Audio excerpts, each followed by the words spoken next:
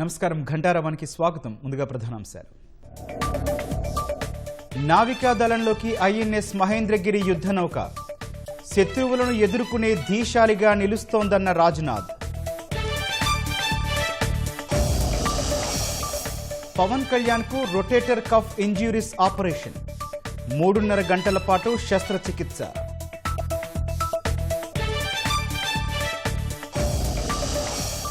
YCP Ongole ST cell అధ్యక్షురాలు ఆత్మహత్యాయత్నం.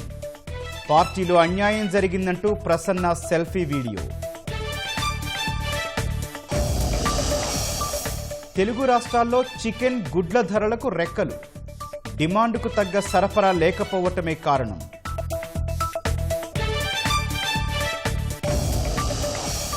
America Iran ఘర్షణల వేళ పాకిస్తాన్ మంతనాలు. చర్చల పునరుద్ధరణకు టెహ్రాన్, ఖతార్ నేతలతో షరీఫ్ భేటీ.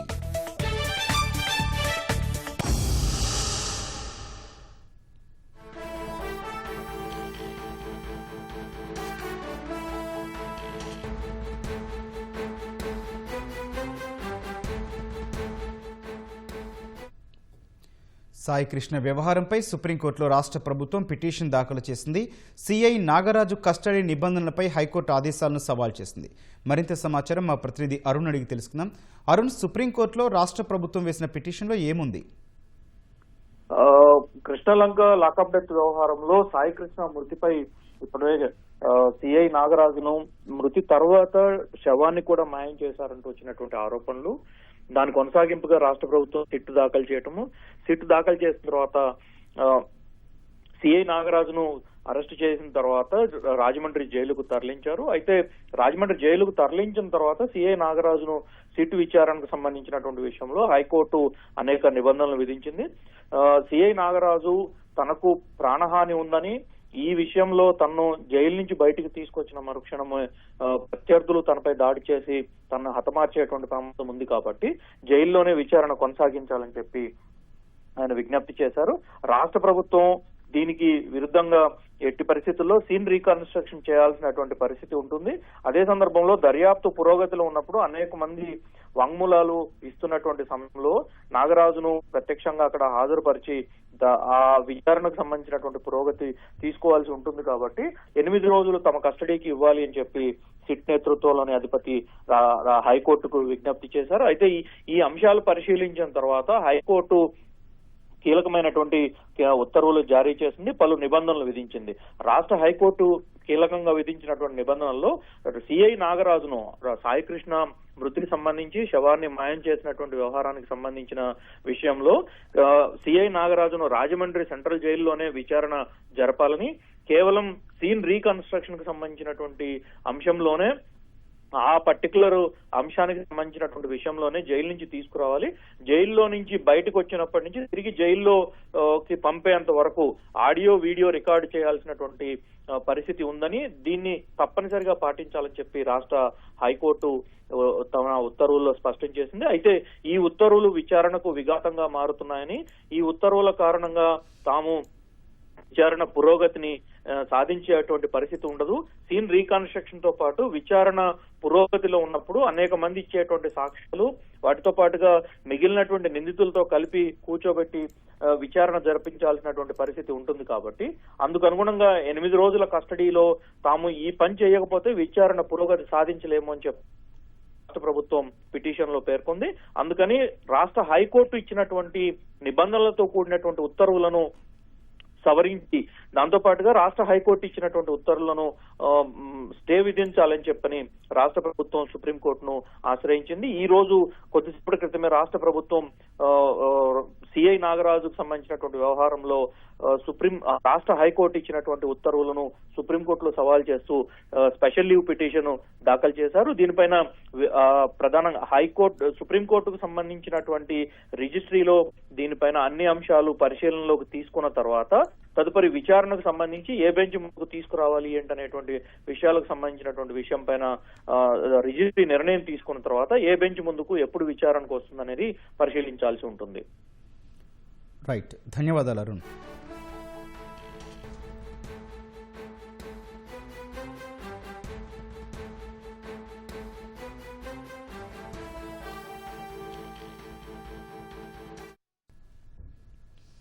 అత్యంత భద్రతా ప్రమాణాలతో గోదావరి పుష్కరాలు నిర్వహిస్తామని మంత్రులు చెప్పారు. రాజమహేంద్రవరం గోదావరి తీరంలోని పుష్కర ఘాట్లను మంత్రులు నారాయణ, దుర్గేష్తో పాటు ఎమ్మెల్యేలు గోరంట్ల బుచ్చయ్య, ఆదిరెడ్డి వాసు, ఎమ్మెల్సీ సోము వీర్రాజు పరిశీలించారు. పుష్కరాలకు చేపట్టాల్సిన పనులను పరిశీలించారు. ఇప్పటికే పుష్కరాల కోసం మున్సిపల్ శాఖ నుంచి 585 కోట్లు కేటాయించామని, అన్ని శాఖల సమన్వయంతో కార్యాచరణ ప్రణాళిక సిద్ధం చేస్తున్నామని తెలిపారు. కోటిలింగం ఘాట్ నుంచి ఘాట్లన్నీ యాక్చువల్ పుష్కర్ ఘాట్ దాకా తిరగటం కొన్ని గమనించాము. ఎక్కువగా ఇరిగేషన్ శాఖకు సంబంధించింది వారితో మళ్ళా కూర్చొని వారిని కూడా రమ్మని దాని మీద కూడా ముందుకు పోవడం జరుగుతుంది. పోయినసారి అయితే 4,80,00,000 సుమారుగా వచ్చారని ఎస్టిమేషన్. ఒకే రోజు 60 లక్షలు ఇచ్చారని, ఈసారి ఒకే రోజు 1 కోటి దాకా భక్తులు వస్తారని ఎస్టిమేట్ చేస్తున్నారు. దానికి తగ్గట్టుగా సెక్యూరిటీ కావచ్చు, పోలీస్ కావచ్చు, అకామిడేషన్ కావచ్చు, పార్కింగ్ కావచ్చు, ట్రాన్స్పోర్ట్ కావచ్చు, దాని మీద కూడా యాక్చువల్గా గ్రూప్ ఆఫ్ మినిస్టర్ డిస్కస్ చేయడం జరిగింది. శానిటేషన్, ప్రత్యేకంగా శానిటేషన్ అయితే పోయినసారి 8,000 మందిని యాక్చువల్ ఇక్కడ అపాయింట్ చేశారు మున్సిపల్ శాఖ.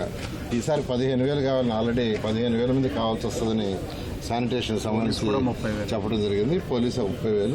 ఎటువంటి అవాంఛనీయాలు జరగకుండా ఈ పుష్కరాలు ఘనంగా చేయడం జరుగుతుంది. టూరిజం శాఖ తీసుకుంటే అఖండ గోదావరి ప్రాజెక్ట్ని ఇంప్లిమెంట్ చేయటం, అదేవిధంగా ఇరిగేషన్ వారు, అదేవిధంగా ఎండోమెంట్స్ వారు, మున్సిపల్ శాఖ వారు, పంచాయతీరాజు వారు, అలా మొత్తం అన్ని శాఖల యొక్క ఇంటిగ్రిటీతో అందరం కలిసి ఇంటిగ్రేషన్ తోటి కాంక్రీట్ వర్క్ చేయాలనేటువంటి ఆలోచనతోటి ఎక్కడెక్కడ ఏ లోపాలు ఉన్నాయి వాటిని ఏ రకంగా అధిగమించాలి, అటు ట్రాఫిక్ కానీ ఇటు వచ్చేటువంటి భక్తులకి సౌకర్యాలు కల్పించడం కానీ భద్రతా ప్రమాణాలతో కూడినటువంటి పుష్కరాలని నిర్వహించడానికి ఈ రాష్ట్ర ప్రభుత్వం, కూటమి ప్రభుత్వం దీక్షా కంకణబద్ధమై ఉందనేటువంటి మాటని సందర్భంగా తెలియజేస్తున్నాను. ఒంగోలు వైసీపీ ఎస్టీ సెల్ అధ్యక్షురాలు పేరం ప్రసన్న నిద్రమాత్రలు మింగి ఆత్మహత్యాయత్నం చేసింది. ఈ నెల 8న వైఎస్ఆర్ జయంతి కార్యక్రమంలో తన కాళ్లు తొక్కడాన్ని ప్రశ్నించినందుకు సొంత పార్టీ నేతలే దాడి చేశారు. దీనిపై మనస్తాపానికి గురైన ప్రసన్న రాత్రి నిద్రమాత్రలు మింగారు. కుటుంబ సభ్యులు ఆమెను ఒంగోలు రిమ్స్కు తరలించి చికిత్స అందిస్తున్నారు. ప్రస్తుతం ప్రసన్న ఆరోగ్య పరిస్థితి నిలకడగా ఉందని వైద్యులు తెలిపారు. ఒంగోలు వైసీపీ ఇన్ఛార్జ్ చుండూరి రవిబాబు తమపై దాడి చేసిన వారికి సపోర్ట్ చేస్తున్నారంటూ ప్రసన్న విడుదల చేసిన సెల్ఫీ వీడియో వైరల్గా మారింది. జగన్ అన్న చెప్పిన విశ్వసనీయత ఇటు పోయిందన్నా. ఈరోజు మీరు ఇలా చేయడం వల్ల నేను సూసైడ్ చేసుకునేదాకా వస్తున్నాను. గ్రూపుల్లో నుంచి మీరు అందరూ నన్ను డిలీట్ చేయించేదేంటన్నా? మీ గొడవల మధ్య నన్ను ఎందుకన్నా బలి చేస్తున్నారు? మీరు సపోర్ట్ చేస్తున్న ఆ మేరీ నా మీద ఎలాంటి దుష్ప్రచారం చేసింది? ఆ భూమిరెడ్డి రావణమ్మ మీ గురించి నా గురించి ఎంత అసభ్యకరంగా మాట్లాడింది బయట పార్టీ ఆఫీసులో జనాలతో. మీరు ఇంత దారుణంగా వాళ్ళకి ఎలా సపోర్ట్ చేస్తున్నారన్నా? పార్టీలో నుంచి తీసేస్తారేమోనని భయపడి ఎవరు కూడా ముందుకు రావట్లా. ఎందుకన్నా ఇలా దిగజారిపోతున్నారు మీరు? పార్టీలో నుంచి మీరు నన్ను దూరం చేస్తున్నందుకు ఈ టాబ్లెట్లు అన్నీ నేను మింగి చావబోతున్నా. పని చేయటానికి ఆడవాళ్ళు రావడానికి భయపడకూడదు. అలా భయపడేలాగా మీరు చేస్తున్నారు అంటే నాలాంటి ఆడపిల్లలు ఇంకెంతమందిని మీరు బలి చేస్తే ఆడవాళ్ళకి ఆ ధైర్యం కలిగిస్తారు? మీ వెనకాలండే మీ తొత్తుల వల్ల పార్టీలో గొడవలు, పార్టీలో గందరగోళాలు. మీరు సరి చేసుకోవాల్సింది పోయి అందరినీ ఇబ్బంది పెడుతున్నారు. పట్టిసీమ పంపుల నుంచి గోదారమ్మ కృష్ణమ్మ చెంతకు కదిలి వస్తోంది. పట్టిసీమ వద్ద మొదలైన జల ప్రవాహం కృష్ణా జిల్లాలోకి ప్రవేశించింది. రంగన్నగూడెం వద్ద పట్టిసీమ జిల్లాలకు సాగునీటి సంఘాల నేతలు, రైతులు హారతులిచ్చారు. పూజలు చేసి పసుపు కుంకుమ సమర్పించారు. ఈ జలాలు రేపు పవిత్ర సంగమానికి చేరనున్నాయి. వర్షాభావ పరిస్థితుల నేపథ్యంలో పట్టిసీమ జలాలు కృష్ణా డెల్టాకు ఊపిరి పోస్తాయని రైతులు ఆనందం వ్యక్తం చేశారు. కృష్ణా డెల్టాలో చాలామంది రైతులు ఎలానో పరిస్థితులు వస్తాయని అర్థం చేసుకుని వెదజల్లే పద్ధతిలో చాలా వరకు నాట్లు వేసేసారు. వాళ్ళకి ఇప్పుడు ఇది మొదటి నెల తడి ఈ గోదావరి జలాలు అందుతాయి. అట్లాగే ముఖ్యంగా ఏడబ్ల్యూడి సిస్టమ్ అనేది సాగునీటి సంఘాల అధ్యక్షులు కూడా ఒక క్రమ పద్ధతి ప్రకారం కృష్ణా బ్యారేజ్ నుంచి కింద వరకు ఇటు అవినిగడ్డ వరకు ఉన్న ఈ ప్రాంతంలో తూర్పు డెల్టా కానీ అటు తెనాలి కింద ఉన్నటువంటి పశ్చిమ డెల్టా కూడా ఒక పద్ధతి ప్రకారం ఏడబ్ల్యూడి సిస్టమ్ అమలు చేస్తూ ఉన్నారు. ఆల్టర్నేటివ్ వెట్టింగ్ అండ్ డ్రైయింగ్ అంటే ఇప్పుడు పైనుంచి కిందకి చిట్ట చివరికి ఆయకట్టుకి తీసుకెళ్ళడానికి ఒక పద్ధతి ప్రకారం ఎక్కడైతే డిమాండ్ ఉందో అక్కడ ఇచ్చుకుంటూ పైన అవసరమైతే కొంత వారుబందీ పద్ధతి పెట్టి చిట్ట చివరి ఎకరం కూడా సాగునీరు ఇబ్బంది లేకుండా చేయడానికి ఒక ప్రణాళిక ప్రకారం మన రాష్ట్ర ప్రభుత్వం ఆదేశాల మేరకు సాగునీటి సంఘాల ప్రతినిధులు ముందుకెళ్తా ఉన్నారు. ముఖ్యంగా ఇప్పుడు ఈ నెలాఖరికి నాట్లేసేసుకుంటే ఇప్పుడు ఆల్రెడీ ఆకుమళ్ళు చాలామంది వర్షాధారంగా పోసుకుని ఉన్నారు. మరి రాష్ట్ర ప్రభుత్వం ముఖ్య ఉద్దేశం నవంబర్ 15కి తుఫాన్లు వస్తూ ఉంటాయి మనకి. ఆ నవంబర్ 15 లోపు మనం ఈ పంట చేసుకుంటే తుఫాన్ల బారిన రైతాంగం పడకుండా చేయటానికి ఈ గోదావరి జలాలు ఉపయోగపడతాయి. సాగునీరు కోసం చెరువులు కూడా నింపుకుంటా ఉపయోగపడుతుంది ఈ నీరు. అంతకుముందు చెరువు కింద వర్షాధారంగా ఉండే చెరువుల కింద కూడా ఉపయోగం ఉండేది. ఈ చెరువులను నింపిన తర్వాత ఆ చెరువుల నుంచి మనం వ్యవసాయ ఆయకట్టుకు తీసుకెళ్తున్నాము కాబట్టి రైతులు చాలా ఉపయోగకరంగా ఉంటుంది. రైతులు కూడా ముందుకు వచ్చి నీళ్లు పెట్టుకోవడం, ఆకుమళ్ళు తయారు చేసి ఉన్నారు. నీళ్లు రావడం అనేది చాలా సంతోషం. ఎమ్మెల్యే గారు మాకు మోటార్లు కూడా ఇచ్చి ఉన్నారు. ఇంకా దాన్ని పెంచుకోవడానికి కింద ఉన్నటువంటి చెరువులు, సాగునీటి చెరువులు కానీ చాలా ఉపయోగకరంగా ఉంటుందని భావిస్తున్నాం.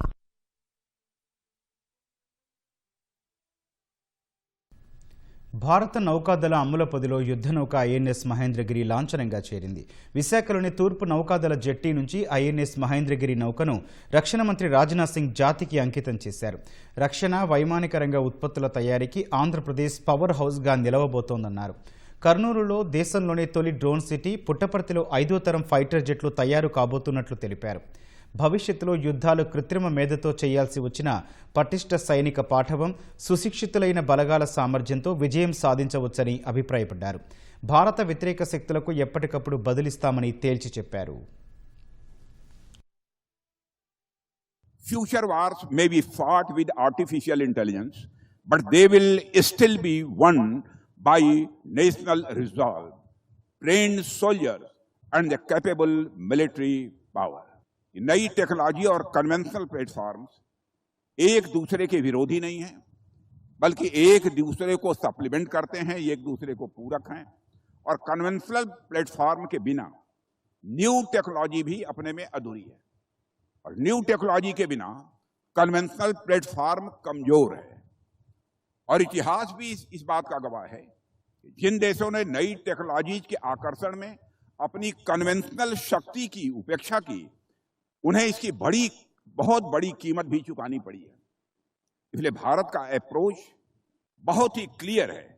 हमें दोनों में ही अच्छा करना है, दोनों में ही बैलेंस कायम रखना है. हम भविष्य की टेक्नोलॉजी में भी इन्वेस्ट करेंगे और अपनी कन्वेंशनल कैपेबिलिटी को भी लगातार धार देते रहेंगे. और आईएनएस महेंद्रगिरी इसी संकल्प का, इसी कमिटमेंट का प्रतीक है. इन्हीं दोनों कमिटमेंट्स को यह सिंबलाइज करता है. నెల్లూరు జిల్లా ముత్తుకూరు, పంటవారిపాలెం ప్రధాన రోడ్డు మార్జిన్లలో బహిరంగంగానే భూగర్భ జలాలను తోడేస్తున్నారంటూ స్థానికులు ఆరోపిస్తున్నారు. రోడ్డు మార్జిన్ పొలాలకు సమీపంలో పెద్ద బోర్లు ఏర్పాటు చేసి నీటి వ్యాపారం చేస్తున్నారంటూ గ్రామస్తులు ఆవేదన వ్యక్తం చేస్తున్నారు. భూగర్భ జలాలు తగ్గిపోవడంతో ఆ ప్రాంతంలో నీరు ఉప్పు నీరుగా మారిందంటూ స్థానికులు చెబుతున్నారు. పంటలు పండించేందుకు సరైన నీరు అందడం లేదంటూ రైతులు వాపోతున్నారు.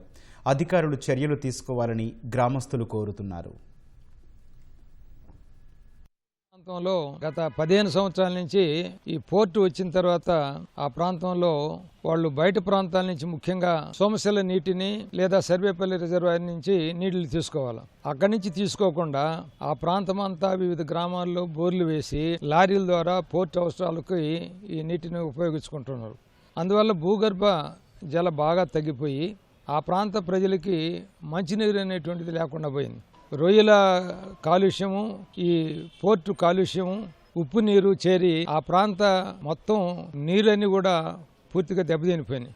నేలటూరు, పైనాపురం, వరకాయపూడి, ఆ తోటపల్లి గూడూరులో ఉండేటువంటి గ్రామాలు, ముత్తుకూరు మండలం ఉండేటువంటి గ్రామాలు పంటలు పండటం లేదు, రైతులు దెబ్బతినిపోయినారు. పెద్ద బోర్లు వేసి వాటర్ అంతా తోడేస్తున్నారు. తోడేసిన కారణంగా సముద్రపు నీరు వచ్చి ఉప్పు నీరుగా మారి ప్రజలు ఈరోజు తాగేదానికి నీరు లేక బయట నుంచి క్యాన్లు కొనుక్కొని చాలా ఇబ్బందులు పడే పరిస్థితి వచ్చింది. ముత్తుకూరు ప్రాంతం అంతా కూడా పరిశ్రమలు వస్తున్నాయని చెప్పారు.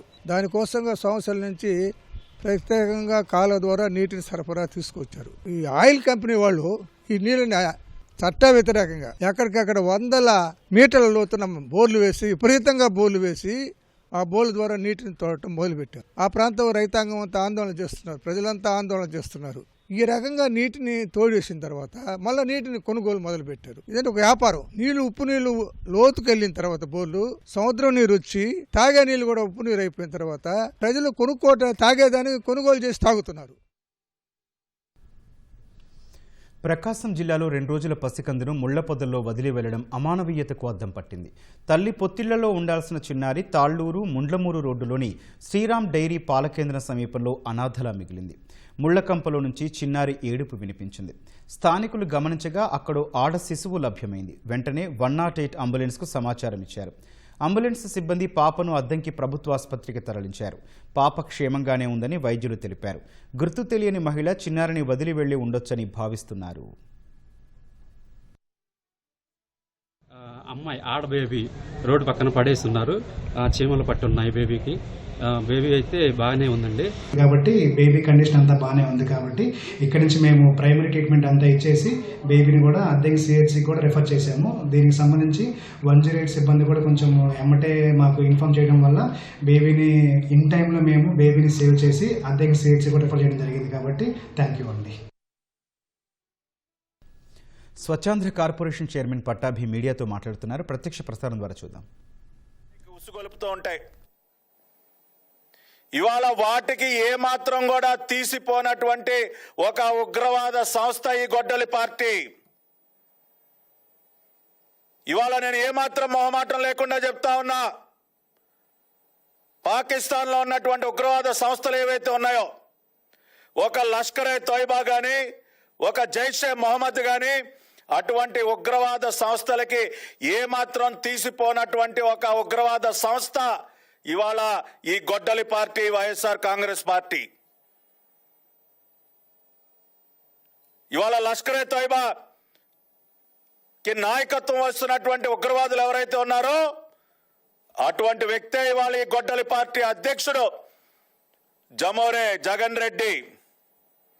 ఏం తేడా ఉందండి? ఇవాళ ఒక లష్కరే తోయిబాకి గొడ్డలి పార్టీకి ఉన్నటువంటి తేడా ఏంటి? ఇవాళ ఏ విధంగా అయితే లష్కరే తోయిబా ఉగ్రవాద క్యాంపులు పెట్టి ఉగ్రవాదుల్ని తయారు చేసి దేశంపై కుసుగొలుపుతోందో, ఈ గొడ్డలి పార్టీ కూడా ఈ ప్రశ్న రావణ్ లాంటి ఉగ్రవాదుల్ని తయారు చేయడానికి క్యాంపులను పెట్టి సజ్జల భార్గవ రెడ్డి లాంటి వ్యక్తుల్ని ఆ క్యాంపులకి ఇన్ఛార్జీలుగా పెట్టి అక్కడ ట్రైనింగ్ ఇచ్చి వాళ్ళకి ఆర్థిక సహాయం చేసి ఇవాళ సమాజం పైకి ఉసుగొలుపుతున్నారు, సమాజం పైకి వదులుతున్నారు ఇటువంటి సైకోల్ని, ఇటువంటి మానసిక ఉగ్రవాదుల్ని. కాబట్టి లష్కరే తోయిబాకి గొడ్డలి పార్టీకి ఏమాత్రం తేడా లేదు. గొడ్డలి పార్టీ కూడా ఇవాళ ఒక ఉగ్రవాద సంస్థ. ఉగ్రవాదుల్ని తయారు చేసి సమాజం పైకి వదిలేటటువంటి ఒక ఉగ్రవాద సంస్థగానే మనం భావించాలి. ఇవాళ ఏం మాట్లాడుతున్నారండి వైసీపీ నాయకులు, ఈ గొడ్డలి పార్టీ నాయకులు మాట్లాడుతున్నటువంటి మాటలు ఏంటి? ఒక్కసారి ఆ వీడియో ప్రదర్శించండి. మొత్తం చూడాలి ప్రపంచం మొత్తం వీళ్ళు ఏం మాట్లాడుతూ ఉన్నారు. నాగండం అనే అతను వైసీపీకి సంబంధించినటువంటి వ్యక్తి ఇవాళ రావణ్ పేరు మీద, ప్రశ్న రావణ్ పేరు మీద మీరు చేస్తున్నటువంటి తప్పుడు పని. అందువల్ల లోయర్ కోర్టుల మీదే ఛాలెంజ్ చేసే పద్ధతుల్లో ఇవాళ వక్రీకరించి ఒక తప్పుడు కేసు పెట్టారండి. తప్పుడు కేసు రావణ్ మీద. యూట్యూబర్ రావణ్ కు వైసీపీ చీఫ్ జగన్ సపోర్ట్ గా నిలిచారు. రావణ్ కు సపోర్ట్ గా ట్వీట్ చేశారు ఆంధ్రప్రదేశ్ మాజీ ముఖ్యమంత్రి వైసీపీ అధినేత జగన్. జగన్మోహన్ రెడ్డి గారిని ఎయిర్పోర్ట్ దగ్గర రావణ్ కు సంబంధించినటువంటి ఒక టీం లో పనిచేస్తున్నటువంటి ఒక లేడీ వెళ్ళి జగన్మోహన్ రెడ్డి గారిని అడిగింది. ఆమె ఇప్పుడు గమనం అనుకుంటా అడిగింది, సార్ మీ సహాయం కావాలంటే అమ్మ నేను లీగల్ ఎయిడ్ ఇస్తానని చెప్పాడు. వీఆర్ గివింగ్ లీగల్ ఎయిడ్ అని చెప్పాడు జగన్మోహన్ రెడ్డి గారు. ఎస్, నేను వచ్చాను ఆర్గ్యుమెంట్ చెప్పడానికి ఈ రావణ్ తరఫున. ఈ యుద్ధంలో ఈ సమాజంలో, ఈ ఆధునిక సమాజంలో రావణుడే గెలుస్తాడు, గెలిపిస్తాం అని ధైర్యంగా ముందుకు వెళ్ళవలసినటువంటి బాధ్యత మన మీద ఉందని మనం చేస్తున్నాం. వీళ్ళని మనుషులు అంటారండి. ఇవాళ ఈ గొడ్డలి పార్టీ తరఫున మాట్లాడేటటువంటి ఈ ఆంబోతు రాంబాబు, అంబటి రాంబాబు, పేర్ని నాని, కొడాలి నాని, ఇంకా ఇతర నాయకులు ఎవరైతే గొడ్డలి పార్టీలో ఉన్నటువంటి వ్యక్తులు మాట్లాడినటువంటి మాటలు వింటే వీళ్ళు మనుషులేనా అన్న అనుమానం కలుగుతుంది మనకి. ఈ సమాజంలో రావణ్ లాంటి వ్యక్తుల్ని మనం గెలిపించాలంట. ఆంబోతులాగా రంకెలేసినటువంటి రాంబాబు మాట్లాడుతూ ఉన్నాడు. ఏమైనా రాంబాబు, తాడేపల్లి ప్యాలెస్లో ఏమన్నా గంజాయి దాగొచ్చావా, ఏమన్నా గంజాయి కొట్టొచ్చావా అని అడుగుతా ఉన్నా. ఈ సమాజంలో రావణ్ లాంటి వ్యక్తుల్ని గెలిపించాలా? రావణ్ లాంటి వ్యక్తులకి మనందరం మద్దతు తెలియజేయాలా? ఖచ్చితంగా గంజాయి దాగొచ్చి మాట్లాడుంటావు నువ్వు. మీ తాడేపల్లి ప్యాలెస్లో గంజాయి కొట్టి వచ్చి మాట్లాడుంటావు. స్పృహలో ఉన్నటువంటి వ్యక్తి, కనీసం కొద్దిగా అయినా మానవత్వం ఉన్నటువంటి వ్యక్తి ఆ రకంగా మాట్లాడగలడా? ఈ ప్రశ్న రావణ్ గారితో కలిసి పనిచేసేటటువంటి ఒక మహిళ, గగన అనేటటువంటి మహిళ, విజయవాడ ఎయిర్పోర్ట్లో గొడ్డలి పార్టీ అధ్యక్షుడు జమోరే గారిని కలిసిందంట. అన్నా నాకు నీ సహాయం కావాలని అడిగిందంట. ఈయన గారు, ఎస్, మీకు అన్ని రకాలుగా మేము సహాయపడతాం, మా లాయర్లను పంపిస్తా, నా తోపు, నా తురుపు ముక్క అయినటువంటి పొన్నవాళ్ళని పంపిస్తా, నేను అభయహస్తం ఇచ్చారంట. అర్ధగంట వ్యవధిలోనే తల్లి కుమారుడు మృతి చెందిన ఘటన అందరినీ కలచివేసింది. కోనసీమ జిల్లా ఆత్రేయపురం మండలం ర్యాలీ గ్రామానికి చెందిన అపర్ణ గ్యాస్ నొప్పితో అనారోగ్యానికి గురయ్యారు. కుమారుడు సతీష్ తల్లిని అమ్మమ్మ సాయంతో ఆటోలో ఆసుపత్రికి తరలించాడు. అయితే మార్గ మధ్యలోనే ఆమె మృతి చెందారు. విషయం తెలియని సతీష్ ఆసుపత్రికి వెళ్లి అమ్మకు సపర్యలు చేద్దామని బయలుదేరుతుండగా ఒక్కసారిగా గుండెపోటుతో కుప్పకూలి మృతి చెందాడు. అర్ధగంట వ్యవధిలోనే తల్లి తనయుడు తనువు చాలించడంతో కుటుంబ సభ్యులు కన్నీరు మున్నీరుగా విలపిస్తున్నారు.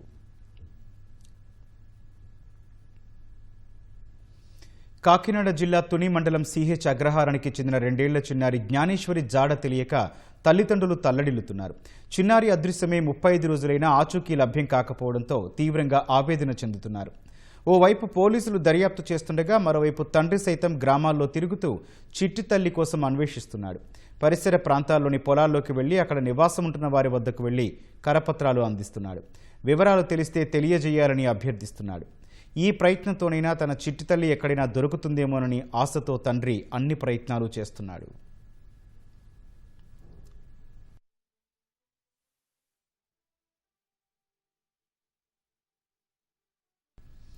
ఇటీవల కురిసిన వర్షాలతో ఏజెన్సీలో రాకపోకల మార్గాలు అధ్వానంగా మారాయి. పార్వతీపురం మన్యం జిల్లా కొమరాడలో కనీసం ద్విచక్ర వాహనం సైతం వెళ్లలేని పరిస్థితి నెలకొంది. ఆసుపత్రికి తీసుకెళ్లేందుకు సరైన మార్గం లేక పురిటి నొప్పులతో గర్భిణి నరకయాతన అనుభవించింది. చిన్నశాఖ గ్రామానికి చెందిన సూర్యకళకు పురిటి నొప్పులు రావడంతో 108కి సమాచారం ఇచ్చారు. రోడ్డు నిర్మాణం కోసం వేసిన రాళ్ల కుప్పలు ఉండడంతో ఊరికి కిలోమీటర్ దూరంలో వాహనం నిలిపివేశారు. సూర్యకళ భర్త, ఆశా కార్యకర్త గ్రామస్తుల సహాయంతో ఆమెను కొంత దూరం నడిపించారు. ఈలోగా 108 సిబ్బంది చేరుకొని స్ట్రెచర్పై పడుకోబెట్టి వాహనం వరకు తీసుకొచ్చారు. ఆమెను రామభద్రాపురం పీహెచ్సికి తరలించగా మెరుగైన వైద్యం కోసం జిల్లా ఆసుపత్రికి తరలించారు.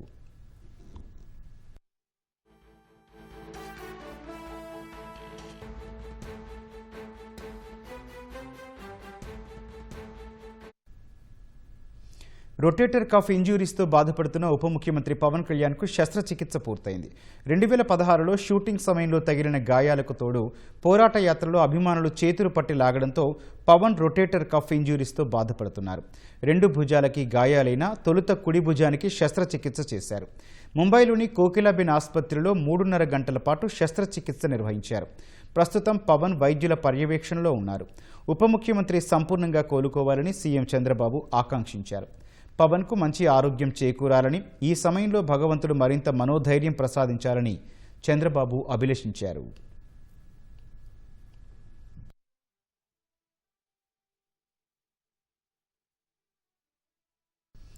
Heritage Foods executive director Nara బ్రాహ్మణికి అంతర్జాతీయ స్థాయిలో అరుదైన గుర్తింపు దక్కింది. ప్రముఖ బిజినెస్ మ్యాగజైన్ ఫార్చ్యూన్ ఇండియా ప్రకటించిన మోస్ట్ పవర్ఫుల్ విమెన్ 2026 జాబితాలో ఆమె చోటు సంపాదించుకున్నారు. భారతదేశ ఆర్థిక వృద్ధిలో కీలక పాత్ర పోషిస్తున్న మహిళా పారిశ్రామికవేత్తల జాబితాలో బ్రాహ్మణి నిలిచారు. ఢిల్లీలో జరిగిన fortune India most powerful women 2026 సదస్సులో బ్రాహ్మణికి ఈ అవార్డును అందజేశారు. హెరిటేజ్ ఫుడ్స్ ప్రస్థానంలో రైతుల పాత్ర ఎనలేనిదని, పాల ఉత్పత్తిలో నూతన సాంకేతికతను జోడిస్తూనే అన్నదాతల జీవనోపాధిని మెరుగుపరచడమే తమ ప్రధాన లక్ష్యమని బ్రాహ్మణి స్పష్టం చేశారు. ఈ అరుదైన గుర్తింపును హెరిటేజ్ ఫుడ్స్ కుటుంబానికి, రైతులకు, సంస్థ ఉద్యోగులకు అంకితమిస్తున్నట్లు ఆమె ప్రకటించారు. మోస్ట్ పవర్ఫుల్ విమెన్ 2026 జాబితాలో స్థానం సంపాదించుకున్న బ్రాహ్మణికి ముఖ్యమంత్రి చంద్రబాబు అభినందనలు తెలిపారు. కుటుంబం గర్వపడేలా చేస్తూనే ఎంతోమంది యువతులకు, ముఖ్యంగా తెలుగు ఆడబిడ్డలు ఆత్మవిశ్వాసంతో ముందడుగు వేయడానికి ఆమె నిరంతరం స్ఫూర్తినిస్తోందని ప్రశంసించారు. తన భార్య సాధించిన ఘనతపై మంత్రి లోకేష్ హర్షం వ్యక్తం చేశారు. ఫార్చ్యూన్ ఇండియా ప్రకటించిన 100 మంది అత్యంత ప్రభావవంతమైన మహిళల జాబితాలో బ్రాహ్మణి నిలవడం తమకు ఎంతో గర్వకారణమన్నారు. ఇలాగే ప్రతిభను చాటుతూ నాయకత్వ లక్షణాలతో మరిన్ని అవరోధాలను అధిగమించాలని మంత్రి లోకేష్ ఆకాంక్షించారు.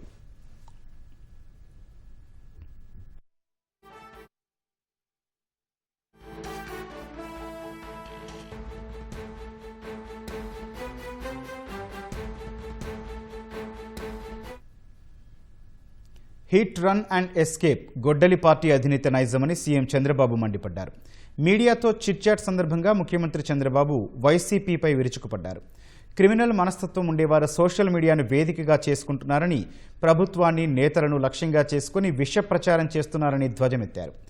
జగన్ ఇక్కడ సంఘటనలు చేయించి వెళ్లి బెంగళూరులో దాక్కుంటున్నారని సీఎం ఆగ్రహం వ్యక్తం చేశారు. ఏదో ఒక అరాచకానికి టీడీపీ నేతలను ట్రాప్ చేయాలని చూస్తున్నారని ఆక్షేపించారు. ఇలాంటి సైకో మనస్తత్వ ఘటన ఇవాళ తెలంగాణలో 6 హత్యకు దారితీసిందని సీఎం విమర్శించారు. ఈ సైకోయిజానికి ఆధ్యాత్మికత, టెక్నాలజీ పరిష్కారమని సీఎం సూచించారు.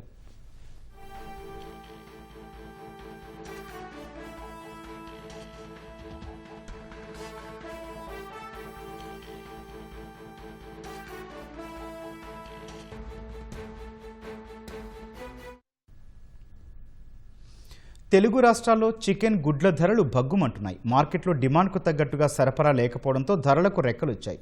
ఒక్కో కోడిగుడ్డు ధర 8 రూపాయలు దాటింది. కిలో చికెన్ ఏకంగా 340 రూపాయల వరకు చేరింది.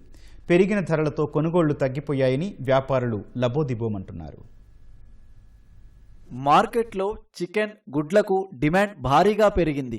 ఎక్కువగా కొనుగోలు చేసే స్కిన్లెస్ చికెన్ ధర గతంలో 250 లోపు ఉండేది. ఇప్పుడు ఏకంగా 330 నుంచి 340 రూపాయలకు ఎగబాకింది. కోడిగుడ్ల ధరలు అదే బాటలో పయనిస్తున్నాయి. 6 నుంచి 7 రూపాయలకే లభించిన ఒక్కో కోడిగుడ్డు ఇప్పుడు 8 రూపాయల 50 పైసలకు చేరింది. ఫలితంగా రిటైల్ మార్కెట్లో డజను గుడ్ల ధర 90 రూపాయలకు చేరింది. వారానికి 2 సార్లు చికెన్, విరివిగా గుడ్లు తినేవారు పెరిగిన ధరల కారణంగా పరిమితులు విధించుకుంటున్నారు. ఆదివారం వస్తే ముక్కలేనిదే ముద్ద దిగని వారు పెరిగిన ధరల భారాన్ని తట్టుకోలేక కొనుగోళ్లు తగ్గించుకుంటున్నారు. కిలో కొనేవారు ఇప్పుడు అరకిలోతోనే సరిపెట్టుకుంటున్నారు.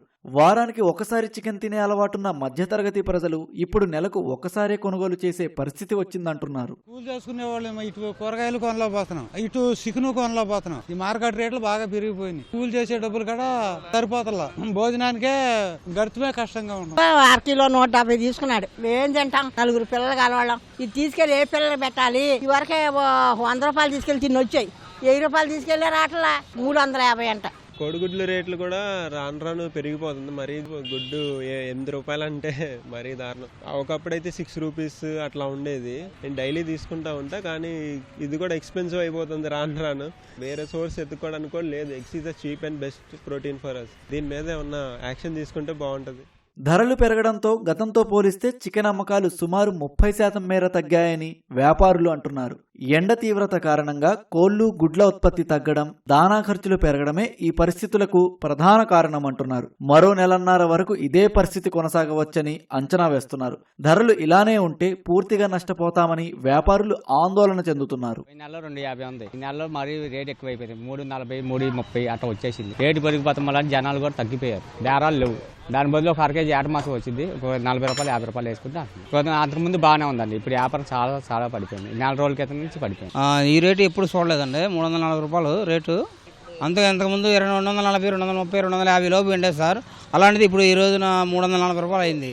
కస్టమర్లు కూడా ఎవరు రావట్లేదు సార్. అసలు దాదాపు రోజుకి 40-50 కోళ్ళు కోసేవాళ్ళం, 20 కోళ్ళు 30 కోళ్ళు కోస్తాం. అలాంటి బాగా డల్ అయిపోయింది సార్. కేజీకి 60 రూపాయలు 70 రూపాయలు. మరి ఎందువల్ల పెరిగిందో మాకైతే తెలియదు. రీసెంట్గా మనకు ఒక 30 గుడ్లు ట్రే అంటాం. ఆ ట్రే రేట్ వచ్చి 170-180 వరకు ఉండేది ఎంతో ముందు వరకు. డీజిల్ రేట్లు కానివ్వండి, ట్రాన్స్పోర్ట్ చార్జెస్ కానివ్వండి బీభత్సంగా పెరగడం వల్ల రేట్లు ఆటోమేటిక్గా పెరగడం జరుగుతుంది. 30 ట్రేలు 20 ట్రేలు కొనే కస్టమర్ ఏంటంటే 5 ట్రేలు 4 ట్రేలు కొనడానికి వచ్చారు. ట్రే కొనే మనుషులేమో 15-20 వచ్చారు. బిజినెస్ పరంగా కానీ ఈ బిజినెస్ ఓనర్స్ కానీ లేదా ఫార్మర్స్ కానీ ఇంపాక్ట్ బాగా ఎక్కువ చూపిస్తుంది. ముడి సరుకులు, చికెన్, గుడ్ల ధరలు పెరగడంతో హోటళ్లు, మెస్లలో భోజనం రేట్లు పెంచాల్సిన పరిస్థితి ఏర్పడింది. దీంతో బిర్యానీ, చికెన్ కర్రీ ఆర్డర్లు సగానికి తగ్గిపోయాయని హోటల్ యజమానులు చెబుతున్నారు. ఫంక్షన్స్ లో చికెన్ వంటకాలకు డిమాండ్ ఉన్నప్పటికీ పెరిగిన ధరలతో నిర్వాహకులు ప్రత్యామ్నాయ మార్గాలు చూసుకుంటున్నారు. ఉప్పు, పప్పు, ఆకుకూరలు, ఆహార ధాన్యాలు ఇలా మార్కెట్లో ఏది ముట్టుకున్నా ధరలు బగ్గుమంటున్నాయి. సామాన్యులు పౌష్టికారంగా భావించే గుడ్డు, చికెన్ ధరలు కూడా అమాంత పెరగడంతో సామాన్యులకు పెను భారంగా మారి ఒక వారం రోజుల్లోనే చికెన్ ధరలు 80 నుంచి 100 రూపాయలు పెరగడంతో అర కిలో కొనేవారు పావు కిలో కూడా కొనలేని దుస్థితి నెలకొందని చెప్పేసి కొనుగోదారులు విచారం వ్యక్తం చేస్తున్నారు. కెమెరా సోమేష్తో ఓబ్లేష్, ఈటీవీ న్యూస్, విజయవాడ. అయోధ్య రామమందిర విరాళాల దుర్వినియోగం దేశ చరిత్రలోని అతిపెద్ద దోపిడీ అని కాంగ్రెస్ ప్రధాన కార్యదర్శి కేసీ వేణుగోపాల్ ఆరోపించారు. ఇంత జరుగుతున్నా ప్రధాని నరేంద్ర మోదీ ఎందుకు మౌనంగా ఉన్నారని ప్రశ్నించారు. కేరళలోని గురువాయూర్ శ్రీకృష్ణ ఆలయాన్ని దర్శించుకున్న అనంతరం మాట్లాడిన వేణుగోపాల్ అయోధ్యలో జరిగిన దోపిడీ దేశంలోని కోట్ల మంది భక్తుల మనోభావాలను దెబ్బతీసిందన్నారు. గత 25 ఏళ్లుగా వీహెచ్పీ, ఆర్ఎస్ఎస్ వంటి సంఘ్ పరివార్ సంస్థలు ఆలయం పేరుతో భక్తుల నుంచి విరాళాలు సేకరించాయని, ఆ డబ్బు, బంగారమే ఇప్పుడు లూటీకి గురైందని ఆరోపించారు. ప్రధాని మోదీ పర్యవేక్షణలో నియమితులైన ఆలయ ట్రస్ట్ నిర్వాహకుల కనుసన్నల్లోనే ఈ దోపిడీ జరిగిందని ఆక్షేపించారు. దీనిపై వచ్చే పార్లమెంటు సమావేశాల్లో ప్రధాని సమాధానం చెప్పాలని డిమాండ్ చేస్తామని చెప్పారు. భారత్, న్యూజిలాండ్ ద్వైపాక్షిక సంబంధాలను మరింత ఉన్నత స్థాయికి తీసుకెళ్తూ వ్యూహాత్మక భాగస్వామ్యంగా అప్గ్రేడ్ చేసుకున్నాయి. రాబోయే 4 ఏళ్లలో 2 దేశాల మధ్య బంధాన్ని మరింత విస్తరించేందుకు వ్యూహాత్మక భాగస్వామ్య రోడ్ మ్యాప్ 2030ని ఆవిష్కరించాయి. న్యూజిలాండ్ పర్యటనలో ఉన్న ప్రధాని నరేంద్ర మోదీ ఆ దేశ ప్రధాని క్రిస్టోఫర్ లక్సాన్తో విస్తృత చర్చలు జరిపారు. ఈ భేటీలో పలు ఒప్పందాలపై ఇరు దేశాలు సంతకాలు చేశాయి. 2030 నాటికి ఇరు దేశాల మధ్య వస్తుసేవల ద్వైపాక్షిక వాణిజ్యాన్ని రెట్టింపు చేసి 35,000 కోట్లకు చేర్చాలని నిర్ణయించాయి. స్వేచ్ఛాయుత, బహిరంగ, శాంతియుత, సంపన్నమైన ఇండో పసిఫిక్ ప్రాంతం కోసం కలిసి పనిచేసేందుకు అంగీకరించాయి. ఐరాస భద్రతా మండలి యుఎన్ఎస్సి విస్తరణకు ఇరు దేశాలు సంయుక్తంగా మద్దతిచ్చాయి. అనంతరం మాట్లాడిన మోదీ భారత్, న్యూజిలాండ్ సముద్ర తీర దేశాలని, ఈ 2 దేశాల మధ్య మరింత లోతైన సహకారం ఇండో పసిఫిక్ ప్రాంతానికి కొత్త బలాన్ని చేకూరుస్తుందని పేర్కొన్నారు. इस वर्ष दोनों देशों के बीच 9 महीनों के रिकॉर्ड समय में फ्री ट्रेड एग्रीमेंट किया है. ये आप सभी के लिए market access, investment, services, technology और टैलेंट मोबिलिटी के नए अवसर लेकर आएगा. मुझे विश्वास है कि नए जोश और उत्साह के साथ काम करते हुए हम 2030 तक द्विपक्षीय व्यापार को 2 गुना बढ़ाएंगे. न्यूजीलैंड द्वारा अगले 15 वर्षों में भारत में $20 बिलियन का इन्वेस्टमेंट कमिटमेंट किया गया है. ये केवल निवेश का नहीं है, बल्कि भारत की विकास यात्रा में सहभागी बनने का भी कमिटमेंट है. అమెరికా, ఇరాన్ చర్చల పునరుద్ధరణ కోసం పాకిస్తాన్ దౌత్య ప్రయత్నాలను ప్రారంభించింది. ఇరు దేశాల మధ్య ఆగిపోయిన చర్చలను తిరిగి ప్రారంభించే ఉద్దేశంతో పాక్ ప్రధాని షహబాజ్ షరీఫ్, ఇరాన్, ఖతార్ దేశాల నేతలతో వేర్వేరుగా చర్చలు జరిపారు. మళ్లీ అమెరికా, ఇరాన్ ఘర్షణలు మొదలైన నేపథ్యంలో గత రాత్రి షరీఫ్ మంతనాలు జరిపినట్లు పాక్ ప్రధాని కార్యాలయం ఓ ప్రకటనను విడుదల చేసింది. ఇరాన్ అధ్యక్షుడు మసూద్ పెజెష్కియాన్తో ఫోన్లో మాట్లాడిన షరీఫ్ పశ్చిమాసియా ఉద్రిక్తతలపై ఆందోళన వ్యక్తం చేశారు. ప్రాంతీయ శాంతి, భద్రతలను పునరుద్ధరించాల్సిన ఆవశ్యకతను నొక్కి చెప్పారు. శాంతికి విఘాతం కలిగించే ఎలాంటి చర్యలకైనా పాల్పడవద్దని, ఇరు వర్గాలు సంయమనం పాటించాలని షరీఫ్ కోరారు. శాంతి కోసం ఇరాన్ కట్టుబడి ఉందని పెజెష్కియాన్ షరీఫ్కు వెల్లడించారు. తర్వాత ఖతార్ పాలకుడు Sheikh Tamim bin Hamad al Thani ఫోన్లో సంభాషించిన షరీఫ్ ఇటీవల జరిగిన దాడులకు ఖతార్ ప్రజలకు పూర్తి మద్దతు, సంఘీభావం తెలిపారు. దౌత్యపరమైన చర్చలు నిరంతరాయంగా కొనసాగించేందుకు ఇరువురు నేతలు అంగీకరించారు. చాట్జీపీటీ మాతృ సంస్థ ఓపెన్ ఏఐ తమ వ్యాపార రహస్యాలను దొంగిలించిందంటూ టెక్ దిగ్గజం యాపిల్ సంచలన ఆరోపణలు చేసింది. ఈ మేరకు కాలిఫోర్నియా ఫెడరల్ కోర్టులో ఓపెన్ ఏఐపై దావా వేసింది. ChatGPT కోసం సొంతంగా హార్డ్వేర్ను అభివృద్ధి చేస్తోన్న ఓపెన్ ఏఐ తమ ట్రేడ్ సీక్రెట్స్ దొంగిలించిందని దావాలో యాపిల్ ఆరోపించింది. ప్రస్తుతం ఓపెన్ ఏఐలో పనిచేస్తున్న 2 యాపిల్ మాజీ ఉద్యోగుల పేర్లను కూడా ఈ దావాలో ప్రతివాదులుగా చేర్చింది. ఓపెన్ ఏఐ లబ్ధి కోసం తమ మాజీ ఉద్యోగులు యాపిల్ వ్యాపార రహస్యాలను దొంగిలించారని పేర్కొంది. దీన్ని అడ్డుకునేందుకే దావా వేసినట్లు స్పష్టం చేసింది. వారిద్దరూ ఓపెన్ ఏఐలో పనిచేస్తూనే యాపిల్కు చెందిన రహస్య సమాచారాన్ని, ఫైళ్లను యాక్సెస్ చేశారని ఆరోపించింది. దొంగిలించిన సమాచారం, పరిజ్ఞానం ఆధారంగానే ఓపెన్ ఏఐ హార్డ్వేర్ను నిర్మిస్తోందని వెల్లడించింది. సంస్థ నుంచి బయటకు వచ్చిన తర్వాత కూడా తమ వద్దే ఉంచుకున్న యాపిల్ పరికరం ద్వారా పలు రహస్య హార్డ్వేర్ ఫైళ్లను డౌన్లోడ్ చేశారని పేర్కొంది. తమ రహస్యాలు లీక్ అవుతున్నాయన్న అనుమానంతో అంతర్గత విచారణ జరపగా ఈ వ్యవహారం వెలుగులోకి వచ్చిందని యాపిల్ తెలిపింది. దీనిపై స్పందించేందుకు ఓపెన్ ఏఐ నిరాకరించింది. హార్ముజ్ జలసంధిలో నౌకలపై ఇరాన్ దాడులు చేస్తుందని ఆరోపిస్తూ అమెరికా కీలక నిర్ణయం తీసుకుంది. దుబాయ్ కేంద్రంగా కార్యకలాపాలు సాగిస్తున్న ఇరాన్ ఫైనాన్షియర్ అలీ అన్సారీపై ఆంక్షలు విధించింది. ఇరాన్ సుప్రీం లీడర్ ముజ్తబా ఖమేనీకి అన్సారీ కీలక ఆర్థిక మద్దతుదారుడిగా వ్యవహరిస్తున్నట్లు అమెరికా ట్రెజరీ డిపార్ట్మెంట్ ఆరోపించింది. ఇరాన్ పాలకవర్గంలో భారీ స్థాయిలో వ్యవస్థాగతంగా నిధుల స్వాహాకు అన్సారీ పాల్పడినట్లు ఆరోపణలు చేసింది. ఖమేనీతో పాటు ఇతర ప్రభుత్వ పెద్దలకు లబ్ధి చేకూర్చేలా ప్రపంచవ్యాప్తంగా విస్తరించిన ఆస్తుల నెట్వర్క్ను అన్సారీ పర్యవేక్షిస్తున్నట్లు తెలిపింది. ప్రజల నిధులను మళ్లించి విదేశాల్లో భారీ ఎత్తున ఆస్తులు కూడబెట్టినట్లు వెల్లడించింది. ఇలా కూడబెట్టిన ఆస్తుల ద్వారా తనను తాను సుసంపన్నం చేసుకోవడమే కాకుండా సుప్రీం లీడర్ కార్యాలయంలోని సీనియర్ వ్యక్తులు ఐఆర్జీసీకి భారీగా లబ్ధి చేకూర్చాడని ఆరోపించింది. దీనిపై స్పందించిన అమెరికా ఆర్థిక మంత్రి స్కాట్ బెసెంట్ ఇరాన్ ప్రజల కోసం ఈ ఆస్తులను కాపాడతామని పేర్కొన్నారు.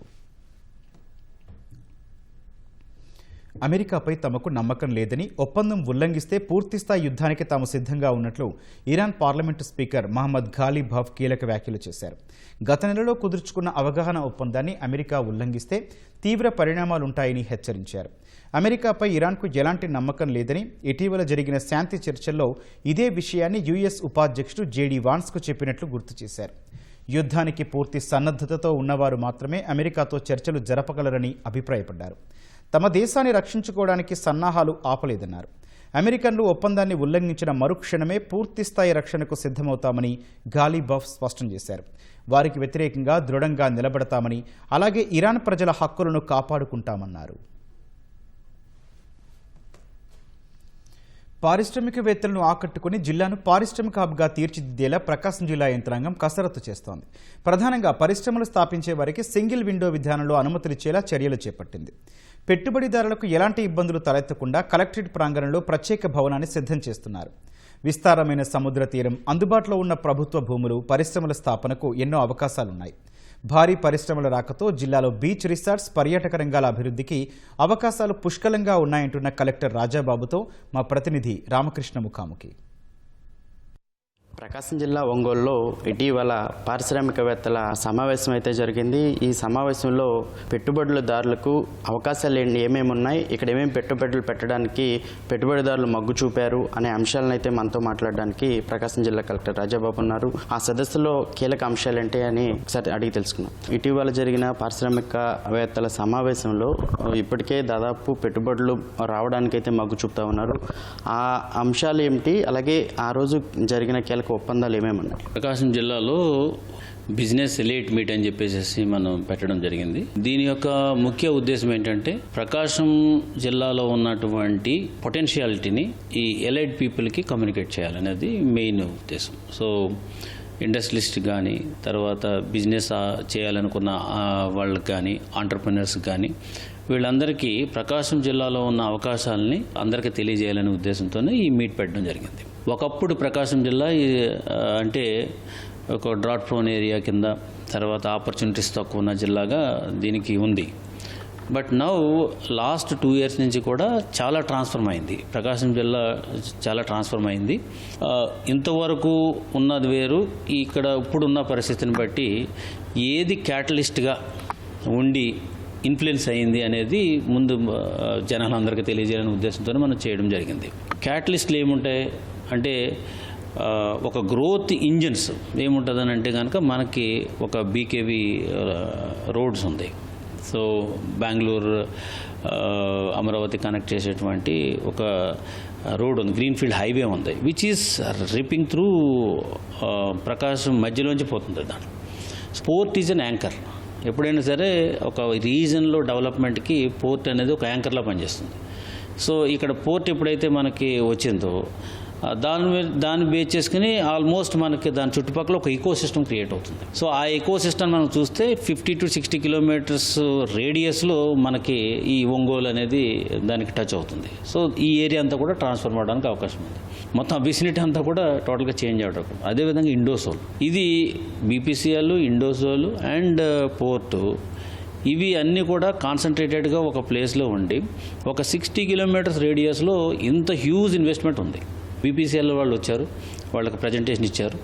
ప్రజెంటేషన్ ఇచ్చిన దాంట్లో what are the allied industries which they are coming, అంటే there is a facility for allied industries. మేము ఒక రిఫైనరీ పెడితే దానికి సంబంధించినటువంటి యాన్సిలరీ ఇండస్ట్రీస్ ఏమేమి వస్తాయనేది లిస్ట్ ఇచ్చారు వాళ్ళు.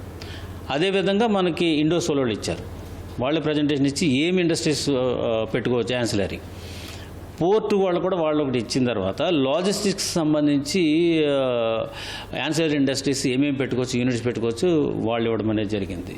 అదేవిధంగా రిలయన్స్ వాళ్ళు ఇచ్చారు, ఏమేమి వస్తాయి, ఈకో సిస్టమ్ ఎట్లా చేంజ్ అవుతుందని చెప్పేసి ఇచ్చిన తర్వాత మేము ఎక్కడ ఇండస్ట్రీస్ పెట్టుకోవచ్చు అనే దాని మీద మా ప్రజెంటేషన్స్లో ఎక్కడెక్కడ ఎంఎస్ఎంఈ పార్క్స్ ఉన్నాయి, మనకి గవర్నమెంట్ ఎక్కడెక్కడ ఏపీఐఏసీసీ ఎక్కడెక్కడ పార్క్స్ ఎస్టాబ్లిష్ చేసింది అనేది కూడా మనకి వాళ్ళందరికీ కూడా చెప్పడం జరిగింది. సో ఆ మీటింగ్కి ఆల్మోస్ట్ టాప్ స్టార్ హోటల్స్ ఉన్నటువంటి వాళ్ళందరూ కూడా అటెండ్ అవ్వడం జరిగింది. ఆ రోజు మీటింగ్తో అయిపోలేదు, అలాగే కలెక్టరేట్లో నేరుగా రావచ్చు, ఇక్కడ ఒక కేంద్రాన్ని కూడా ఏర్పాటు చేస్తున్నాం అని చెప్పి కూడా చెప్పారు. ఆ ప్రాసెస్ ఎలా ఉంది సార్? ఒక టిపికల్ గవర్నమెంట్ స్టైల్ కాకుండా ఒక కార్పొరేట్ టైప్ ఒకటి పెట్టాలని చెప్పేసి మనం ప్లాన్ చేస్తున్నాము. ఎవరైనా ఇంట్రెస్ట్ ఉన్నవాళ్ళు డైరెక్ట్గా అక్కడికి వెళ్తారు, వాళ్ళు పాలసీస్ గురించి తెలుసుకోవడంతో పాటు వాళ్ళు ప్రపోజల్ ఇస్తే సింగిల్ విండోలో అన్నీ తీసుకుని మనమే అన్నీ కూడా మనకంతా కూడా ప్రాసెస్ చేస్తాం. ఆ మీటింగ్ ద్వారా ఎంఓయూలు ఏమన్నా కుదుర్చుకున్నారా? ఇప్పుడు 8,000 కోట్లు పెట్టుబడికి సిద్ధంగా ఉన్నారు. అండ్ ప్రపోజల్స్ అయితే మనకు ఆల్మోస్ట్ ఒక 200-300 crores ప్రపోజల్స్ వచ్చినాయి. ఎంక్వైరీస్ అయితే బాగా వచ్చినాయి. సో దాని మీద మేము ఇప్పుడు వర్కౌట్ చేస్తున్నాం.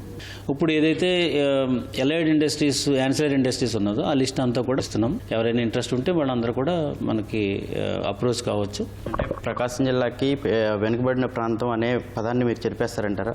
100%. ఇది no longer is a backward district, it is a highly, రేపొద్దున ఫ్యూచర్ అంతా కూడా చేంజ్ అవబోతుంది. వైజాగ్కి ఏ విధమైనటువంటి virtues and also the future ఉందో ప్రకాశం జిల్లాకు కూడా అదే ఫ్యూచర్ ఉంది, not less than that. Prakasam జిల్లాలో ప్రభుత్వ భూమితో పాటు పెట్టుబడులు పెట్టుకోవడానికైతే మాత్రం అన్ని అవకాశాలు ఉన్నాయి. కాబట్టి పెట్టుబడిదారులు పెట్టుబడి పెట్టుకోవడానికైతే ఇటు రాష్ట్ర ప్రభుత్వంతో పాటు జిల్లా యంత్రాంగం కూడా సహకరిస్తుందని చెప్పి జిల్లా కలెక్టర్ రాజాబాబు అభిప్రాయం వ్యక్తం చేస్తున్నారు. కెమెరామెన్ శ్రీనివాస్తో రామకృష్ణ, ఈటీవీ న్యూస్, ప్రకాశం జిల్లా, ఒంగోలు నుంచి.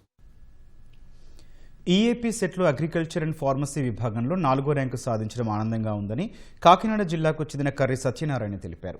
భవిష్యత్తులో వైద్య విద్యను అభ్యసించి డాక్టర్గా పేదలకు సేవ చేయడమే తన లక్ష్యమన్నారు.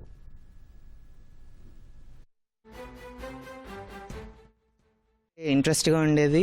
ఎగ్జామ్ కోసం ప్రిపేర్ అవుతున్నట్టు కాకుండా చదివేది ఎందుకు చదువుతున్నాం, ఎలా చదువుతున్నాం అని అర్థం చేసుకుంటే అది బాగా అర్థమయ్యి మంచి మార్కులు వస్తాయని నా ఫీలింగ్. నా ఎయిమ్ బాగా చదువుకుని ఒక డాక్టర్ అయ్యి ప్రజలకు సర్వీస్ చేయాలని. దానికి ఇప్పుడు మొదటి అడుగుగా ఎంసెట్ రాయడం జరిగింది. దాని తర్వాత నీట్ కూడా రాయడం జరిగింది. నీట్ రిజల్ట్స్ వచ్చిన తర్వాత మంచి కాలేజ్లో సీట్ వస్తే దానిలో జాయిన్ అవ్వి ఒక డాక్టర్ అవ్వాలని కృషి చేస్తున్నాను.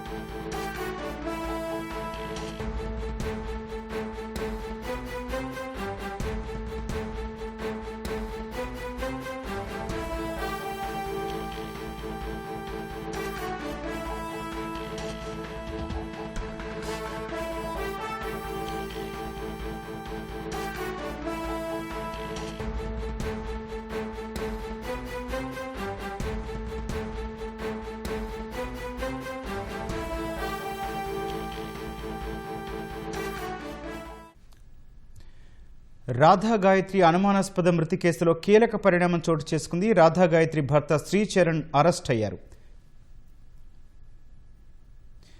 ఈ అంశానికి సంబంధించిన మరిన్ని వివరాలు మా ప్రతినిధి ఆదిత్య పవన్ తెలుసుకుందాం. ఆదిత్య పవన్, రాధా గాయత్రి భర్త శ్రీచరణ్ ను ఎక్కడ అరెస్ట్ చేశారు పోలీసులు, ఆ వివరాలు ఏంటి? రాధా గాయత్రి అనుమానాస్పద మృతి కేసు సంబంధించి తల్లిదండ్రులు సుధాకర్ మరియు సత్యవాణి ఇద్దరు కూడా డెహ్రాడూన్ లో ఉండి డెహ్రాడూన్ లో అక్కడ ఉన్న ప్రభుత్వాన్ని అనేక సందర్భాల్లో న్యాయ పోరాటం చేశారు. ఆ న్యాయ పోరాటానికి ఫలితం దక్కిందని చెప్పుకోవచ్చు. ప్రధానంగా అనుకున్నట్టయితే ఈ కేసులో కీలకమైనటువంటి ప్రధాన నిందితుడిగా ఉన్నటువంటి శ్రీచరణ్, రాధా గాయత్రి భర్తని డెహ్రాడూన్ పోలీసులు అరెస్ట్ చేశారు.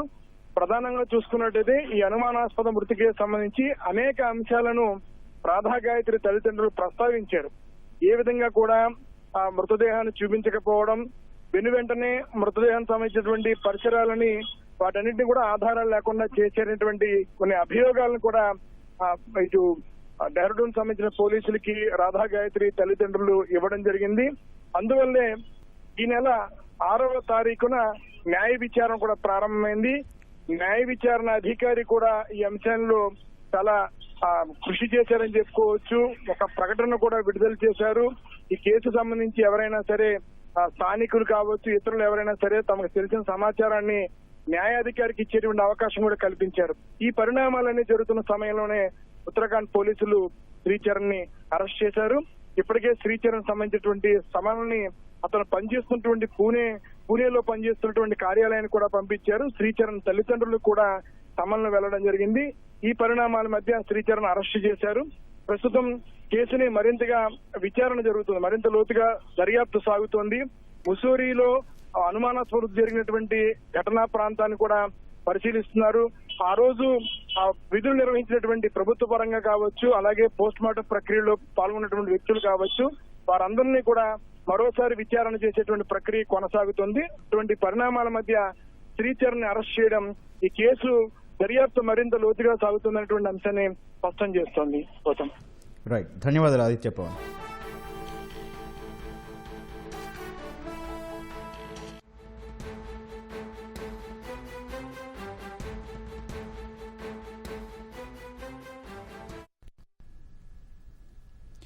రష్యా యుద్ధంతో ఉక్కిరిబిక్కిరవుతున్న ఉక్రెయిన్ భవిష్యత్తులో ప్రపంచ రక్షణ రంగాన్నే శాసించే దిశగా అడుగులు వేస్తోంది. శత్రు దేశాల దాడులను అత్యంత సమర్థవంతంగా తిప్పికొట్టే అమెరికాకు చెందిన అత్యాధునిక పేట్రియాట్ గగనతల రక్షణ క్షిపణి వ్యవస్థను తమ దేశంలోనే ఉత్పత్తి చేసుకునేందుకు ఉక్రెయిన్ సన్నద్ధమవుతోంది. పేట్రియాట్ తయారీ లైసెన్స్ ఉక్రెయిన్కు లభిస్తే రాబోయే రోజుల్లో ప్రపంచ మార్కెట్కే క్షిపణులను సరఫరా చేసే స్థాయికి ఎదుగుతామని ఉక్రెయిన్ ఆశాభావంతో ఉంది. కేవలం కొన్ని నెలల్లోనే ఈ లైసెన్స్ ప్రక్రియ పూర్తయ్యే అవకాశం ఉంది. తుర్కియేలో జరిగిన నాటో శిఖరాగ్ర సదస్సులో అమెరికా అధ్యక్షుడు డొనాల్డ్ ట్రంప్ ఉక్రెయిన్కు పేట్రియాట్ క్షిపణి వ్యవస్థ ఉత్పత్తికి లైసెన్స్ ఇస్తానని చేసిన ప్రకటన కీవ్కు అతిపెద్ద రాజకీయ విజయంగా మారింది. అయితే దీనివల్ల ప్రస్తుతానికి ఉక్రెయిన్లో ఉన్న తక్షణ వైమానిక రక్షణ కొరత వెంటనే తీరకపోయినప్పటికీ దీర్ఘకాలంలో ఇది ఉక్రెయిన్ భవిష్యత్తును మార్చేస్తుందని నిపుణులు భావిస్తున్నారు.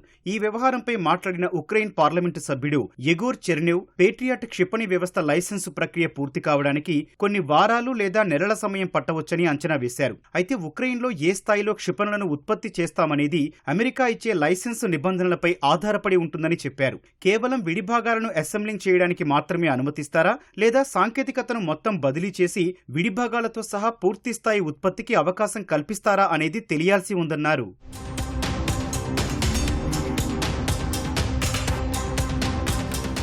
రష్యా నిరంతర దాడులు చేస్తున్నప్పటికీ యుద్ధ సమయంలో సైనిక సంపత్తిని ఎలా ఉత్పత్తి చేయాలో ఉక్రెయిన్ నేర్చుకుందని చెర్నేవ్ గుర్తు చేశారు. ఫ్యాక్టరీలను వికేంద్రీకరించడం, రహస్య ప్రాంతాల్లో దాచడం, సమాంతరంగా ప్లాంట్లను నడపడం ద్వారా రష్యా దాడుల నుంచి రక్షణ ఉత్పత్తులను కాపాడుకుంటున్నట్లు తెలిపారు. అవసరమైతే కొన్ని అత్యంత కీలక విడిభాగాలను మిత్రదేశాల భూభాగంలో తయారు చేసుకుని అందుకు సరిపడా లాజిస్టిక్స్ ను నిర్మించుకుంటామని చెప్పారు. అమెరికా నుంచి లైసెన్స్ లభిస్తే ప్రపంచంలో పేట్రియాట్ క్షిపణులను తయారు చేయగల అతికొద్ది దేశాల సరసన ఉక్రెయిన్ కూడా సగర్వంగా నిలుస్తుందని చెర్నేవ్ ధీమా వ్యక్తం చేశారు.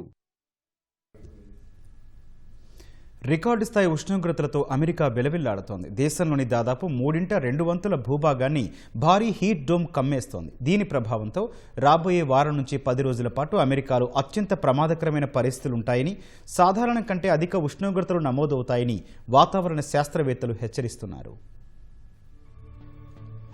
జూలై నెల అమెరికా ప్రజలకు చుక్కలు చూపిస్తోంది. అధిక ఉష్ణోగ్రతలకు తోడు వేడిగాలులు కారణంగా కాలిఫోర్నియా నుంచి మిన్నెసోటా వరకు సుమారు 2.4 కోట్ల మంది ప్రజలు ఎండ తీవ్రతకు ఇబ్బందులు పడుతున్నారు.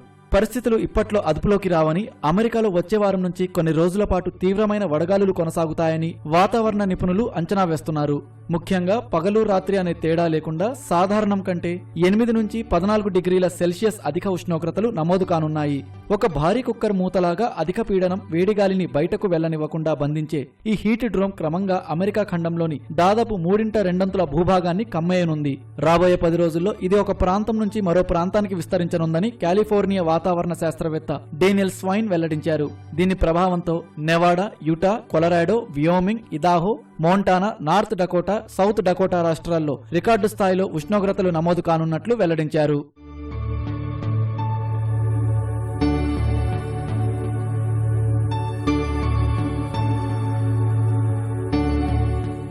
హీట్ డోమ్ కారణంగా ఆందోళన కలిగించే విషయం ఏమిటంటే పగటిపూట కంటే రాత్రిపూట వేడి ఏమాత్రం తగ్గకపోవడం. టెక్సాస్, ఫ్లోరిడా, నార్త్ కరోలినా వంటి ప్రాంతాల్లో రాత్రి ఉష్ణోగ్రతలు 27 డిగ్రీల కంటే దిగువకు పడిపోయే అవకాశం లేదు. పగటిపూట కంటే రాత్రిపూట వేడి ఏమాత్రం తగ్గకపోవడం మానవ శరీరానికి, ఆరోగ్యానికి అత్యంత ప్రమాదకరమని వాతావరణ నిపుణుడు బాబ్ హెన్సన్ హెచ్చరించారు.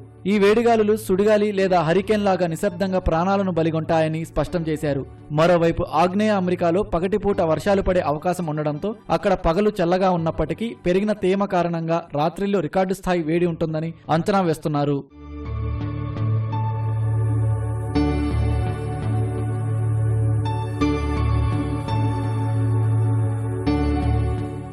ఈ హీట్ డోమ్ ఇన్ని రోజులు కొనసాగడానికి ప్రధాన కారణం గాలిలో తేమ లేకపోవడమే. తీవ్ర పొడి వాతావరణం కారణంగా గాలి మరింత వేడెక్కి కార్చిచ్చుల ప్రమాదాన్ని కూడా పెంచుతోంది. బొగ్గు, చమురు, సహజ వాయువులను మండించడం వల్ల ఏర్పడిన వాతావరణ మార్పులే హీట్ డోమ్కు ప్రధాన కారణమని నిపుణులు అభిప్రాయపడ్డారు.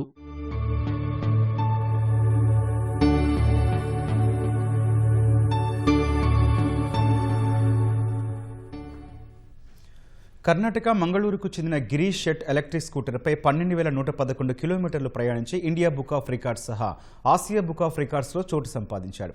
2022లో బౌన్స్ ఇన్ఫినిటీ ఎలక్ట్రిక్ స్కూటర్పై కన్యాకుమారి నుంచి కార్దుంగ్లా వరకు 4,580 కిలోమీటర్లు ప్రయాణించి తొలిసారి ఇండియా బుక్ ఆఫ్ రికార్డ్స్లో గిరీష్ చోటు సాధించాడు. రెండోసారి 2025లో ఆంపియర్ సిటీ ఈవీ స్కూటర్పై బెంగళూరు నుంచి ఢిల్లీ వరకు 2,800 కిలోమీటర్ల ప్రయాణాన్ని 7 రోజుల్లోనే పూర్తి చేసి మరో రికార్డు నెలకొల్పాడు. 2026 ఏప్రిల్ 12న విడా VX2 ఈవీ స్కూటర్పై బెంగళూరు నుంచి ఢిల్లీకి పయనమయ్యాడు. మొత్తం 52 రోజుల పాటు సాగిన ఈ యాత్రలో ఆయన 16 రాష్ట్రాలు, 32 నగరాలని చుట్టేసి ఇండియా ఆసియా బుక్ ఆఫ్ రికార్డ్స్లో చోటు సంపాదించాడు.